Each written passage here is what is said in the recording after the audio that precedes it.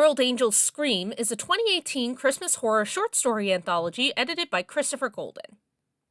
I read this one a while back. I think I mentioned this in another video, but you don't see a lot of Christmas-specific horror in bookstores. You may get the odd anthology here and there, and maybe there's some older stuff that's just not really in circulation anymore, but a lot of horror is more winter-themed than specifically Christmas-themed, and so naturally, Hark, the Herald Angel's Scream with its Crypt Keeper-like Santa on the cover called to me.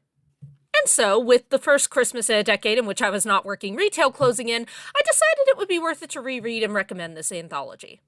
Okay, so, I've recommended at least one other anthology on this channel, so my system is that I read each story, give it a rating out of 5 stars, and then I calculate the average rating for the book at the end.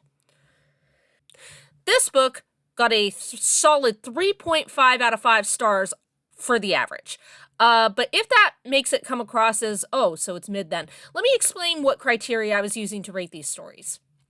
The most important factor was, as you say, did the author understand the assignment? This book is explicitly marketed as Christmas-based horror from the cover to the summary, so my expectation is that Christmas will play a significant role in the stories. If it did not, the individual stories' rating took a hit. The remaining factors are the more typical things you rank a horror story on, namely, how well was it written, was it unique, was it predictable, and, of course, was it scary, eerie, or unsettling in the way that one expects from a horror story. With that in mind, there are 18 short stories in this book. 5 of those stories I rated 5 stars, 4 I rated 4 stars, 6 were rated 3 stars, 1 was rated 2 stars, and 2 were rated 1 star. I had a variety of reasons for the lower ratings. The 2 1-star stories, Christopher Golden's It's a Wonderful Knife and Elizabeth Hand's Faro Street, they just weren't very interesting to me. The former I found predictable, and the latter I found a bit boring, then confusing at the end. The story I gave 2 stars, Josh Malerman's Tenets, irritated me because he didn't use quotation marks for dialogue. A while back I reviewed his other book, Incidents Around the House, but I based that review off the audiobook. So when I was finishing up that review, I was looking for a quote from the book and went to go find a physical copy so that I could write it down, and then proceeded to realize that this book also did not use quotations for dialogue. Bird Box might have done the same thing, but I read that so long ago I don't remember.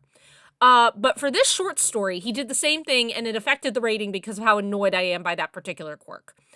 When they don't put quotation marks around dialogue, you constantly have to go back and reread what you've just read to make sure that, that you've read it correctly, basically. It's like, oh, I thought that was part of the narration, but it's actually the dialogue. It's incredibly annoying to me. The story itself was a bit meh, it understood the assignment, but I felt it lacked tension or horror right until the very end, and by that point, I was too annoyed for it to save itself. The stories I rated 3 stars, I found, were the ones that, in my opinion, didn't understand the assignment. I love Jonathan Maberry. His Ghost Road Blues, or whatever the book is called, his Pine Deep series, really like that series. But Dr. Velocity, his story in this collection, just only barely mentioned Christmas. It's part of the background. And the story itself actually seems to be part of a world or series he's created called Tales from the Fire Zone, so I felt like I was just lacking context for what this story was going on about. Honor Thy Mother, Hiking Through, Snake's Tale, and Not Just for Christmas were kind of in a similar vein. Christmas is mentioned, but it's not really the driving force for the story. The focus isn't on the holiday or common lore or features one could explore surrounding it, but maybe just the jumping off point for the story or a background feature.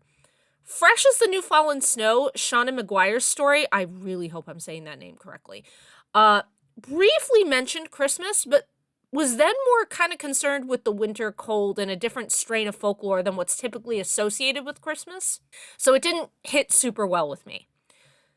However, half the anthology stories were 4 and above, and so I feel the need to call them out specifically. For the 4-star stories, my favorite was Jeff Strand's Good Deeds. It wasn't as scary as it could have been, but the comedy was pitch black and extremely funny, and I loved every second of it. Jeff Strand is the same guy who wrote Clowns vs. Spiders, which I recommended on this channel a little while back. It might have been during Halloween. So I would expect nothing less for him to be funny about it. But I rated this one 4 stars instead of 5, only because Christmas wasn't as big of a focus as it could have been for this.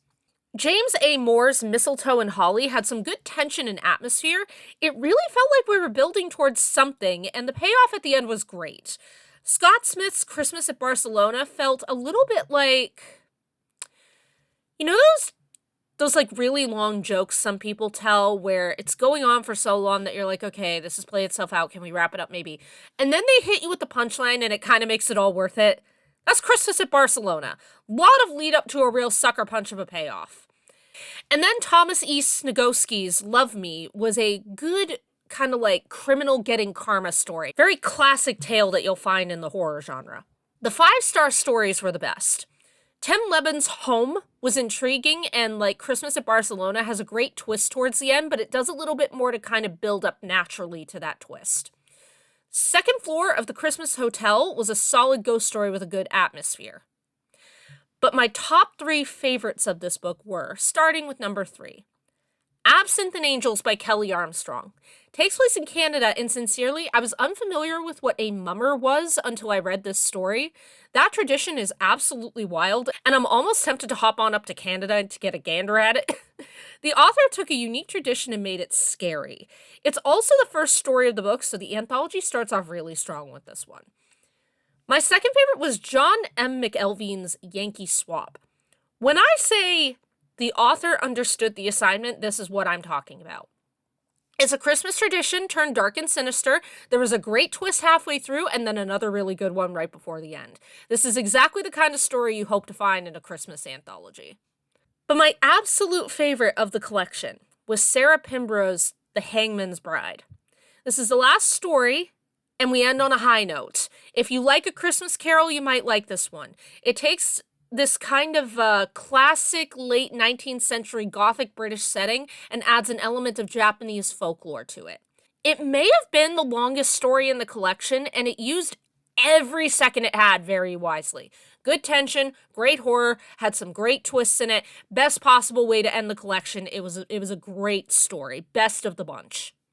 So yeah, Hark, the Herald Angels Scream was a pretty good collection of Christmas horror, and as before, a lot of those 3-star stories weren't bad, they just didn't quite incorporate Christmas to the extent that I would have expected for being included in a holiday-themed horror anthology such as this one. I definitely recommend checking out the book overall.